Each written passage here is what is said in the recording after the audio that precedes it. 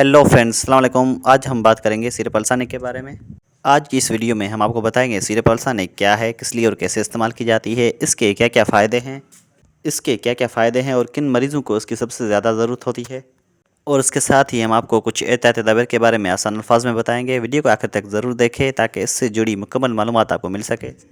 Syrup अल्साने ख़ास तौर पर stomach ulcer, gastritis, acidity, heart burn और एसिड रिफ्लेक्स के इलाज के लिए इस्तेमाल की जाती है।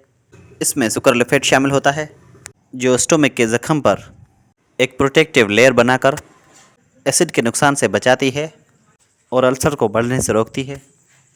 इसी वजह से यह सिरप स्टोमक और ड्यूडिनल अल्सर के मरीज़ों के लिए काफ़ी फ़ायदेमंद होती है।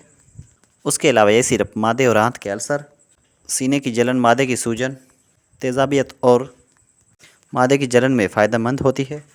तो फ्रेंड्स, अब बात करते हैं हम इसके इस्तेमाल कैसे करनी है। बड़ों के लिए 1 से 2 चम्मच दिन में 1 से 2 मरतबा या फिर डॉक्टर की हिदायत के मुताबिक इस्तेमाल करें। तो फ्रेंड्स, इसे हमेशा खाना खाने से पहले खाली पेट इस्तेमाल करें और बगैर डॉक्टर के मशवरे के इस्तेमाल ना करें।